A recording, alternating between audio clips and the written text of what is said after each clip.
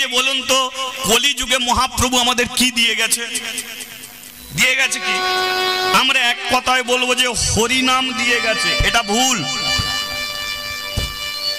এটা ভুল। তিনি হরিনাম দিয়ে যায়নি। তাহলে তিনি কি দিয়ে গেছে? প্রশ্নগুলো মহাপ্রভুকে, আমাকে না। আমি প্রশ্ন করছি মহাপ্রভুকে, আপনারা সেই প্রশ্নগুলো শুনবেন। আমরা সবাই বলছি মহাপ্রভু হরিনাম দিয়ে গেছে, না তিনি হরিনাম দিয়ে যায়নি। হরি নামটা কি? হরি নামটা কি? হরি মানে ভগবান, ভগবানেরই নাম হরি। এবার বলুন ভগবানের একটা নাম না 108টা নাম? তাহলে 108টা নামের মধ্যে হরি পড়ে, মুকুন্দ পড়ে, মুরারি পড়ে, কৃষ্ণ পড়ে, গোবিন্দ পড়ে, বংশী পড়ে। তাহলে এই ভগবানেরই নাম তো। তাহলে হরি নাম মানে ভগবানের নাম হরি। তাহলে হরি নাম তিনি দিতে এলেন না, কলিযুগে একটা নাম বললো হরি নাম। এবার আমরা প্রশ্ন করলাম যে ওই হরিটা কে? বলছো তো প্রভু হরি, তাহলে ওই হরিটা কে? মহাপ্রভু বলল ওই হরি হলো বিশ্ব সংসারের মালিক, ওই হলো ভগবান। আমরা বললাম ওই ভগবানকে আমরা পাবো কি করে? কি শুনুন মন দিয়ে, ওই ভগবানকে পাবো কি করে? মহাপ্রভু বলল ওই ভগবানকে পেতে গেলে কলির মানুষকে একটা মন্ত্র উচ্চারণ করতে হবে, একটা মন্ত্র। আমরা বললাম কি মন্ত্র? মহাপ্রভু বলল শুধু মন্ত্র নয়, ওটা হচ্ছে মহা মহা মন্ত্র। মহা মহা মন্ত্র। আমরা বললাম মহা মহা মন্ত্রটা কি?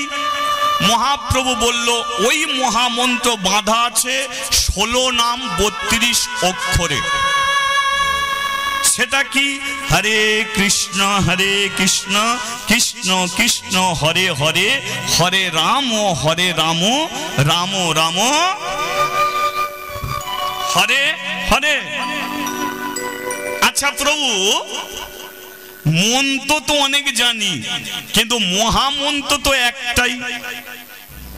তাহলে মন্ত্র আর মহামন্ত্রর মধ্যে তফাৎ কি? মহামন্ত্র কাকে বলা হয়? হরে কৃষ্ণ মহামন্ত্র। আর অন্যান্যগুলো মন্ত্র যেমন কালী মন্ত্র, দুর্গা মন্ত্র, শিব মন্ত্র, মনসা মন্ত্র, লক্ষ্মী মন্ত্র, সরস্বতী মন্ত্র, শিব মন্ত্র, এগুলো মন্ত্র। আর ওটা কি? মহা মহা মন্ত্র। তাহলে মন্ত্র আর মহা মহা মন্ত্রর মধ্যে তফাৎ কি? তফাৎটা কি? মহাপ্রভু বলল কালী মন্ত্রে শুধু কালীকে পাওয়া যায়, দুর্গা মন্ত্রে শুধু দুর্গাকে পাওয়া যায়, শিব মন্ত্রে শুধু শিবকে পাওয়া যায়। কিন্তু কলির মানুষ যদি এই মহামন্ত্র নাম করে, এই নামের দ্বারাতেই কালী, দুর্গা, লক্ষ্মী, সরস্বতী সবাইকে পাওয়া যায়। হরি বল, হরি বল। তাহলে বলুন আমাদের মন্ত্র উচ্চারণ করা উচিত না মহামন্ত্র নাম করা উচিত? যে এক মন্ত্রে সবাইকে পাওয়া যাবে। তাহলে মহাপ্রভু হরি নাম দিতে এলো না মহামন্ত্র নাম দিতে এলো? কি? তাহলে তিনি দিতে এলেন হরিকে পাওয়ার জন্য, আমাদের কাছে দিতে এলেন মহামন্ত্র নাম হরে কৃষ্ণ তারক ব্রহ্ম নাম। এবার আমি বলছি এই মহামন্ত্র নাম কি করা যাবে? মহাপ্রভু যাকে যে মন্ত্রের দ্বারায় ভগবানকে পাওয়া যাবে সেই মহামন্ত্র নাম কি করা যাবে? করা যাবে কি? পেছনে বলছেন করা যাবে? আচ্ছা যারা যারা করবেন না একবার হাত তুলুন। আচ্ছা কই বাদ নেই, এ নিয়ে কোনো চিন্তা নেই, প্রত্যেকটা কথাকে বুঝে নিতে হবে। আচ্ছা আমি বললাম যারা যারা করবেন না হাত তুলুন, তাহলে অনেকে হাত তুললো, অনেকে হাত তোলা দেখে হাসলো, হাসলো তো? তাহলে হাত তুললো অনেকে, তারা মনে করলো যা ভুল করে তুলে ফেলেছি, আর তাদের ভুলটাকে দেখে অনেকে হাসলো। কিন্তু লাভটা কাদের হলো? যারা তুললো তাদের লাভ, না যারা হাসলো তাদের লাভ? লাভটা কাদের হলো? যারা হাত তুললো লাভটা কিন্তু তাদেরই হলো, যারা হাসলো তাদের কিন্তু কোনো লাভ হলো। আমি বলে দিচ্ছি, লীলা আপনাদের কাছে একটা আস্বাদন করব, কিন্তু লীলা শুরুর আগে আমি যেগুলো বলার সেগুলো বলে দিচ্ছি। একটা কথা জানবেন, ভগবান আমাকে বলতে পাঠিয়েছে, আপনাদের শুনতে পাঠিয়েছে। এখানে যা কিছু হবে সব ভগবানের উদ্দেশ্যে হবে, কারণ এটা একটা সৎসঙ্গ, এটা সৎসঙ্গ। এখানে ভাগবতের কথা হবে, পুরাণের কথা হবে, ভক্তের কথা হবে, গ্রন্থের কথা হবে। ঝেঁটা কোথা রাখা আছে, জুতো কোথা রাখা আছে, সে কথা হবে না। আর সে কথা বলার জন্য আমি এখানে আসি না। যা বলবো শাস্ত্রীয় কথা, যা বলবো গ্রন্থের কথা। মহাপ্রভু ভগবান ভক্ত ছাড়া, বৈষ্ণব ছাড়া আমি কোনো কথা আপনাদের কাছে বলবো না। আর সেই কথাগুলোকে আপনাদের শুনতে হবে, কারণ আমি বলার জন্য এসেছি, আমাকে বলতে হবে। আপনারা শোনার জন্য এসেছেন, শুনতে হবে। কারণ প্রবাদ বাক্য যখন যেমন তখন তেমন, যার সঙ্গে যেমন তার সঙ্গে তেমন, যেখানে যেমন সেখানে তেমন। খাবে তো মন দিয়ে খাও, হজম হয়ে যাবে। ঘুমাবে তো মন দিয়ে ঘুমাও। 3 ঘন্টা ঘুমালে মন শরীর চঞ্চল, তোমার চনমনে হয়ে যাবে। তুমি বাড়িতে রান্না করো, মন দিয়ে রান্না করো, তরকারি ভালো হবে। আর মন চঞ্চল, তরকারিতে 2-3 বার করে নুন দেবে, ও কোনো জিনিসটা আপনার ভালো হবে না। তদ্রূপ এটা একটা সৎসঙ্গ। আর কথায় বলে সৎসঙ্গ স্বর্গে বাস, অসৎসঙ্গ। চোরের সঙ্গ করলে কি হবে? চোর। নেশাখোরের সঙ্গ করলে নেশাখোর। জুয়াখোরের সঙ্গ করলে জুয়াখোর। কিন্তু আমরা যদি এমন পরম বৈষ্ণব, কৃষ্ণ ভক্ত, হরি ভক্ত যদি সঙ্গ করি, তাহলে রাস্তা দিয়ে আপনি হেঁটে যাবেন, জীবনের গ্যারান্টি দিতে পারবেন। ওই চোর তোদের ঘরে বলতে পারে, ডাকাত তোদের ঘরে বলতে পারে, কিন্তু আমরা সারাটা জীবন সৎসঙ্গ করেছি, আমাদের দিকে আঙুল তুলে বলতে হবে আমরা একজন কৃষ্ণ ভক্ত, আমরা একজন পরম হরি ভক্ত। তদ্রূপ আপনি কৃষ্ণ ভক্ত হবেন, আপনি হরি ভক্ত হবেন। তদ্রূপ এটাকে শোনার জায়গায় শুনতে হবে, বলার জায়গায় বলতে হবে। যেগুলো ভুলে গেছি সেগুলোকে জানতে হবে। আমি হাত তুলতে বলবো কি না বলবো, মনের ভেতরে যখন কৃষ্ণ আবেগ আসবে আপনি তুলবেন। ভক্তি যখন ভেতরে আসবেন, আমি কাঁদি না কাঁদি আপনি কাঁদার চেষ্টা করবেন। এই যে দুটো আলো জ্বলছে, কিসের সাহায্যে? কারেন্টের সাহায্যে আলো জ্বলছে। দেখবেন দুটো তার এসে জয়েন হয়েছে, তাই আলো জ্বলছে। তদ্রূপ ভগবান দুটো হাত দিয়েছে কেন? বাবাকে মারার জন্য নয়, মাকে চুলের মুঠি ধরে বার করে দেওয়ার জন্য নয়। হরিবাসরে বসে দুটো হাতকে একত্রিত করে দাও, তাহলে দেখবে তোমার অন্ধকার ঘরে তোমারও আলো জ্বলে উঠবে। এই অন্ধকার ঘরে আমাদেরও আলো জ্বলবে। এতে যেমন দুটো তারে যেমন আলো জ্বলে দেয়, তদ্রূপ দুটো হাত যদি এক হয়ে যায়, আমাদের অন্ধকার ঘরে আলো জ্বলে যায়। তাহলে আমি যেটা বলবো সেই শুনে করবেন না। হাত তোলো তুলবেন না, ইচ্ছা হলে তুলবেন। কাঁদার ইচ্ছা হলে কাঁদবেন, বলার ইচ্ছা হলে বলবেন, যা করার ইচ্ছা হবে করবেন। আর সবই যা হবে আপনার মঙ্গলের জন্য হবে, আমার মঙ্গলের জন্য। আপনি ভগবানকে 20 বার প্রণাম করেন, মঙ্গল কার হবে? যে প্রণাম করে তার হয়। তদ্রূপ হরিবাসরে বসে যে উলুধ্বনি দেয়, শঙ্করধ্বনি দেয়, হরিধ্বনি দেয়, এগুলো মঙ্গল তারই হয়। তদ্রূপ আমি শুধু বলতে এসেছি, আপনারা শুনতে এসেছেন। কিন্তু নবদা ভক্তির প্রথম ভক্তি কি? সাবনা। এই যে ভগবানকে পাওয়ার জন্য নবদা ভক্তি, আর এই নবদা ভক্তির প্রথম ভক্তি কি? সাবনা। পরীক্ষিত, 7 দিনের মধ্যে তুমি ভগবানকে পাবে। আগে তুমি শোনো। তাহলে প্রথমে এসে দাঁড়ালো কি? শ্রবণ। শোনার দ্বারাতে ভগবানকে পাওয়া যায়। তারপরে এসে দাঁড়ায় কীর্তন। তদ্রূপ হরি কথা বলা সোজা, শোনাটা বড় কঠিন। এইটুকু জেনে রাখবেন, আমরা বলে দিতে পারবো গড়গড় করে, কিন্তু শুনে ধরে রাখাটা বড় কঠিন। 3 ঘন্টা করে হরিনাম শোনেন, সকালবেলা জিজ্ঞাসা করলে কি শুনলি, 3 মিনিটে শেষ হয়ে গেল, তাহলে বসে শুনলেনটা কি? যদি আমরা 3 মিনিটে শোনা হলো, তার মানে শুনেছেন 3 ঘন্টা, ধরে রেখেছেন 3 মিনিট, বাকি সব আউট হয়ে গেল। সেই জন্য বলে শোনা বড় কঠিন, বলা বড় সোজা। বলিয়ে চৈতন্য মহাপ্রভু কি। তাহলে একটু হরিনাম মহামন্ত্র নাম করা যাক নাকি? চলো। হরে কৃষ্ণ হরে কৃষ্ণ কৃষ্ণ কৃষ্ণ হরে হরে হরে রাম রাম রাম হরে হরে হরে কৃষ্ণ কৃষ্ণ কৃষ্ণ হরে হরে হরে রাম রাম রাম হরে হরে। হরে কৃষ্ণ কৃষ্ণ কৃষ্ণ কৃষ্ণ হরে হরে হরে রাম রাম রাম হরে হরে হরে কৃষ্ণ কৃষ্ণ কৃষ্ণ কৃষ্ণ হরে হরে হরে রাম রাম রাম হরে হরে। আচ্ছা,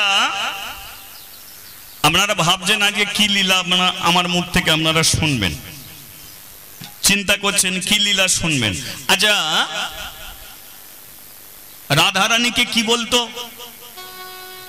জয়নিতাই কমাও, ইকোটা কমিয়ে দাও। রাধারানীকে কি বলতো?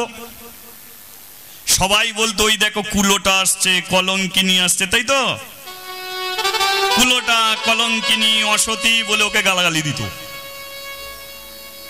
তো রাধারানীর এটা একটা দুঃখ ছিল, আমি ওকে এত ভালোবাসবো আর সবাই আমাকে কুলোটা, কলঙ্কিনী, অসতী বলে গালাগালি দেবে, ধর ভালো লাগছে না।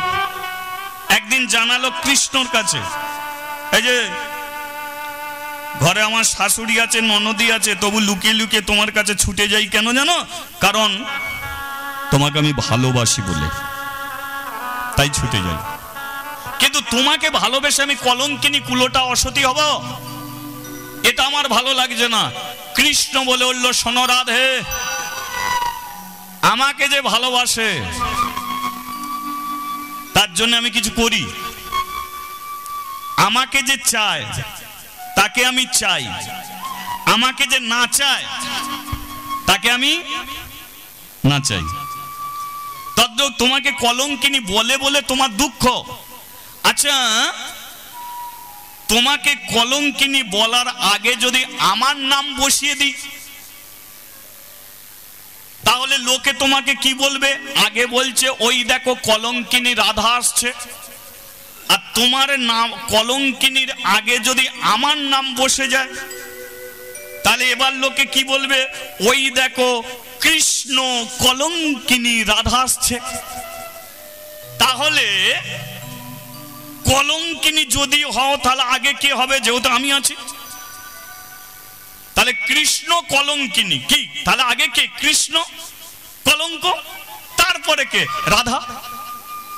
তাহলে আগে আমি কুলোটা হব, কলঙ্কিনী হব, অসতী হব, তারপরে তো তুমি হবে। তাই আমার নাম কীর্তন তুমি করে যাও, লোকে তোমাকে আর শুধু কলঙ্কিনী বলবে না, লোকে বলবে ওই দেখো আসছে কৃষ্ণ কলঙ্কিনী। আজকে যে রাধার কলঙ্ক মুছে দিয়েছিল কৃষ্ণ, তেমনি একটি মেয়ের কথা আস্বাদন করব, তবে সেটা রাধা নয়। মেয়েটার নাম হলো মাদ্রী।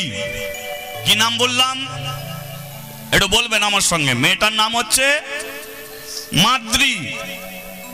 সমাজের মানুষ মাদ্রীর ওপরে কলঙ্কর বোঝা চাপিয়ে দিল, আর ভগবান সেই মাদ্রীকে কলঙ্কর হাত থেকে উদ্ধার করে দিয়ে তিনি তিনি প্রমাণ করেছিল মাদ্রি কোনো কলঙ্কিনী নয়, অসতী নয়, তিনি হলেন মহাসতী নারী মাদ্রি। আপনারা মেয়ের দল বসে আছেন, এটা মেয়ের বিষয় আপনারা শুনুন যে সতী নারী মাদ্রি ভগবানকে ভালোবাসলে ভগবান কিভাবে তাকে সর্বকলঙ্কর হাত থেকে রক্ষা করে। তবে ঘটনাটা এখানকারের নয়, ঘটনাটা হচ্ছে বেনারস। বেনারসে কি আছে? কাশী। বেনারসে কাশী, যেখানে হচ্ছে প্রেমানন্দে হরিবোল হরিবোল হরিবোল। আমার দিকে একবার তুললে না ভাই? নিতাই গৌরী প্রেমানন্দে হরিবোল হরিবোল। मैं हूं, আমি তো আছি। হরিবোল হরিবোল। তা লক্ষ্য করুন যে বেনারস কাশী ধাম, কাশীতে এখন যে মন্দিরটা আপনারা দেখতে পান, এ মন্দির অনেকবার ভেঙে গেছে, আবার মন্দির তৈরি হয়েছে। তো ওই কাশীতে তখন একটা জমিদার ছিল যার নাম হলো শিব শঙ্কর। কি বললাম? জমিদারের নাম শিব শঙ্কর। তার স্ত্রী ছিল অহল্যা। এখন জমিদার মানে টাকা পয়সা বাড়ি গাড়ির কোনোটাই অভাব নেই, কিন্তু অভাব তো একটা দেবী, তাই না? যেমন দিন আছে তো রাত্রি আছে, জুয়ার যেমন আছে ভাঁটা আছে, তদ্রূপ মানব জীবনে যেমন সুখ আছে পেছনে দুঃখ তার আছে। তদ্রূপ এদের সংসারে সব আছে, কিন্তু বাড়িতে কোনো ছেলে নেই। এবার বলুন, এইগুলোকে বুঝতে হবে। কারো যদি ছেলে না থাকে সেই মায়ের দেখবে বড় কষ্ট, সেই বাবার দেখবে বড় কষ্ট। কেন? ছেলে নেই বলে। ওদের মতো মূর্খ আর কেউ নেই, মূর্খ আর কেউ নেই। কীর্তনের শেষে ঠাকুমা তার নাত বউকে নিয়ে এসেছে, গড় কর গড় কর। নাত বউ তো গড় করলো। ঠাকুমা বলে, প্রভুজি একটু আশীর্বাদ করো, ওর পেটে যেন একটা গোপাল আসে। আমি বলি, যদি না আসে কি হবে? কি বলছো? পেটে গোপাল আসুক, যদি গোপাল যদি না ঢুকতে চায় কি হবে? বলে, তাহলে তো আটকুড়ো হবে, বাঁজা হবে, কোনো মন্দিরে ভালো কাজে ডাকবে না, শুভ কাজে ডাকবে না। আমি বলি, শোনো, জীবনে কোনোদিন তোমার পেটের ছেলের আশা করো না, কর্ম করে যাও, ভালো কর্ম করো। কর্মই হলো জীবনের সবচেয়ে বড় ধর্ম। কর্ম যদি সঠিক করতে পারো তাহলে দেখবে নিজের ছেলের প্রয়োজন পড়বে না। এই গ্রামের মধ্যে কোনো একটা ছেলে যদি এই গ্রামটাকে ভালোবাসে, গরিব দুঃখীকে যদি ভালোবাসে, কারো ঘরে ভাত রান্না হয়নি ছুটে গিয়ে যদি তাকে এক মুঠো চাল কিনে দিয়ে আসে, কারো বাড়িতে সন্ধ্যা প্রদীপ হচ্ছে না ছুটে গিয়ে যদি তার বাড়িতে সন্ধ্যা প্রদীপ দেয়, এমন যদি গ্রামের মধ্যে একটা ছেলে সমস্ত গ্রামটাকে ভালোবেসে সে যদি মরে যায়, বলতো তাকে পোড়াবার জন্য কি গ্রামের মানুষ যাবে না? তার নিজের ছেলে নেই, কিন্তু সমস্ত গ্রামের মানুষ তাকে শ্মশানে নিয়ে যাবে। গ্রামের মানুষ চাঁদাপত্র তুলে তার ঘাট শ্রাদ্ধ পর্যন্ত সবকিছু করে দিয়ে আসবে। এটা কিসের জন্য? তার কর্মের জন্য। তাই প্রতিটা মানুষ কর্ম ঠিক করো, আর কর্মই হলো জীবনের সবচেয়ে বড় ধর্ম। কর্মের দ্বারাতেই মহান হওয়া যায়। স্বামী বিবেকানন্দ, তার কোনো ছেলে ছিল না। স্বামী বিবেকানন্দ কোনো ছেলে ছিল না, সে মরে গেল। বলতো তাকে কি পোড়ানো হয় না? না তাকে নদীর ধারে ফেলে দিল, শিগাল কুকুরে টেনে ছিঁড়ে ছিঁড়ে খেয়েছিল? পোড়ানো হয়েছিল।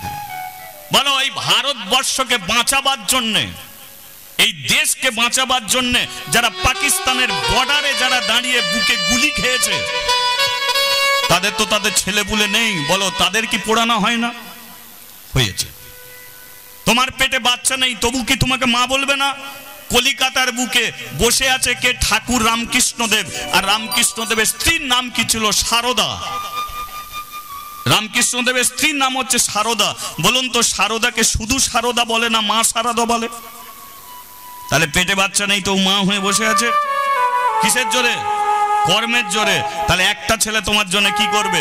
ভারতবর্ষের প্রধানমন্ত্রী নরেন্দ্র মোদী, তার ছেলে আছে? নেই। তাহলে মরে গেলে পুড়বে না? ওয়েস্ট বেঙ্গলের মুখ্যমন্ত্রী, তার ছেলে আছে? নেই। তাহলে মরে গেলে কি হবে? পুড়বে না? সমাজকে ভালোবাসো, গ্রামকে ভালোবাসো, তোমার বৌমাকে বলে দাও গরিব দুঃখী সেবা যত্ন করুক, পেটে না ছেলে থাকলেও চলবে। এই হচ্ছে কথা। তাহলে আজকে এতগুলো কথা আমি কেন বলছি? কারণ এ কথা আমি বলছি না, এই যে শিব শঙ্করের স্ত্রী, প্রত্যেকটা স্ত্রী ছেলে চায়, কিন্তু অহল্যা বলল আমি ছেলে চাইনি। ছেলের জন্য কেন কান্নাকাটি করছো? কেন দুঃখ করছো? কেন কষ্ট করছো? শিব শঙ্কর বলল তুমি বিয়ে হয়েছে তবু তুমি ছেলে চাওনি, বংশের প্রদীপ জ্বালাবে কে? বংশের প্রদীপ জ্বালাবে কে? অহল্যা কি সুন্দর একটা কথা বলল দেখুন। অহল্যা বলল এক কাজ করো, ভগবান তোমাকে এত টাকা পয়সা দিয়েছে, তোমার ঘরে প্রদীপ জ্বালবে না এমন তুমি ভাবছো? ওই টাকা পয়সা নিয়ে তুমি গ্রামের মধ্যে একটা মন্দির করো। চিন্তা ভাবনা দেখুন মেয়েটার। গ্রামের মধ্যে একটা মন্দির করো, আর ওই মন্দিরে ভগবানকে প্রতিষ্ঠিত করো। আর ভগবান প্রতিষ্ঠিত হলে দেখবে তোমার বংশের প্রদীপ কেউ হয়তো জ্বালাবার মতো থাকবে না, কিন্তু তোমার তৈরি করা মন্দিরে হাজার হাজার মানুষ এসে প্রদীপ জ্বালিয়ে তাদের মঙ্গল কামনা জানে। হরি বল, হরি বল। এ চিন্তা ভাবনা সবার মধ্যে আসে না। এ যাদের মধ্যে আসে তারাই সংসারকে সুখী করতে পারে। সেই জন্য বলে সংসার সুখের হয় কাকাদের গুণে। এ আপনারা জানেন তো? ও রমণীর গুণে ভুল বলে ফেলেছি। তাহলে এই সব রমণী তারা সংসারকে সুখী করতে পারে, এছাড়া পারে। তাহলে অহল্যার কথায় শিব শঙ্কর কি করলো? কাশীতে একটা মন্দির তৈরি করলো, আর সেই মন্দিরে ভগবানকে প্রতিষ্ঠিত করলো না, আরেকটা ভগবানকে প্রতিষ্ঠিত করলো। তিনি হলেন দেবাদিদেব মহাদেব শিব ঠাকুর। আচ্ছা বলো, হরি, হর রসই হরি। আর শিবের আরেক নাম কি? হর, হর হর। তাহলে মাঝখানে শুধু হর্ষয়ের তফাৎ, এছাড়া তো নেই। তাহলে যিনি কৃষ্ণকে যেমন ভগবান বলা যায়, তেমন শিবজিকেও ভগবান একদিক দিকে বলা হয়। তাহলে ওই মন্দিরে প্রতিষ্ঠিত করলো কাকে? দেবাদিদেব মহাদেব শিবজিকে। আচ্ছা মন্দির হলো, শিবজি প্রতিষ্ঠিত হলো। এবার বলুন, মন্দিরে পূজার জন্য ব্রাহ্মণের প্রয়োজন। একটা ব্রাহ্মণকে তিনি নিয়ে এলেন। ব্রাহ্মণের নাম হলো দয়া শঙ্কর। কি নাম বললাম? দয়া শঙ্কর। এবারে মন্দিরে শিবের পুজো করে দয়া শঙ্কর। এবার ভক্তরা কি করে? আচ্ছা আপনি কি করবেন? শিবের মন্দিরে গিয়ে কি করবেন? শিবের নাম করবেন কি? এটাও সম্পূর্ণ ভুল। শিব মন্দিরে গিয়ে কোনোদিন শিবের নাম করতে নেই, কারণ শিব নিজের মুখে বলেছে যে আমার চরণ তলে বসে যে, হরে কৃষ্ণ, আমাকে দেখতে পাচ্ছেন বলে কথা বলছে নাকি? এগিয়ে যাবো? আচ্ছা ঠিক আছে, লক্ষ্য করো, শিব নিজে মুখে বলেছে যে আমার চরণ তলে বসে যে আমার নাম করে আমি তাকে কৃপা করি না, কিন্তু আমার চরণ তলে বসে যে ভগবানের নাম কীর্তন করে আমি তাকে কৃপা করে থাকি। হরি বল, হরি বল। কেন এই কথা বলেছে? কারণ শিব হচ্ছে একজন পরম বৈষ্ণব, তাই তো? শিবজি কিন্তু মদখোর নয়, গেঁজাখোর নয়, জুয়াখোর নয়, সাট্টাখোর নয়। শিবকে নিয়ে এরা মদখোর বানিয়ে দিয়েছে, শিবকে এরা গেঁজাখোর বানিয়ে দিয়েছে কলিযুগের শিবের ভক্তরা। নইলে শিবের মতো অপমানিত দেবতার কেউ আছে গো? বাড়িতে ভক্তি করে পুজো কার হয়? মনসা পুজো হয় খুব ভক্তি করে। কেন মা? ও ফোঁস করতে পারে না। আর শিবের দেখবে সবচেয়ে অপমানিত পুজো হয়। এদিকে হয় কিনা জানি না, আমাদের ওদিকে এক কাঁধে বাঁক আছে, অন্য হাতে বিড়ি আছে। এরা শিবের কৃপা পাবে বলে শিবের মাথায় জল দিতে যাচ্ছে। এক কাঁধে বাঁক, অন্য হাতে বিড়ি। ভোলে বাবা পার করেগা। শিব বলে আমি কি করে পার হবো, রাস্তা খুঁজে পাইনি।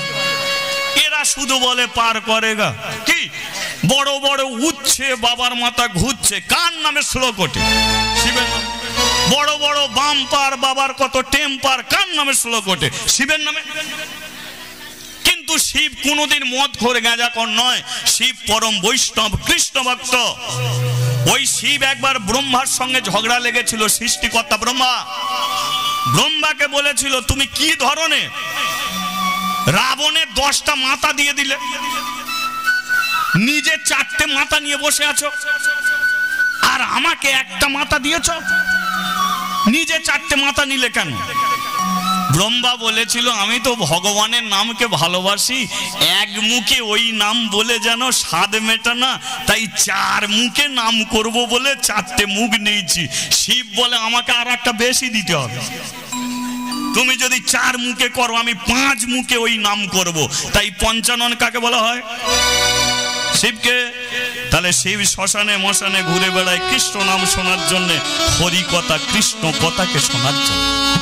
আর তার চরণ তলে বসে যদি ভোলে বাবা পার করেগা, ও তোমাকে পার করাবে না।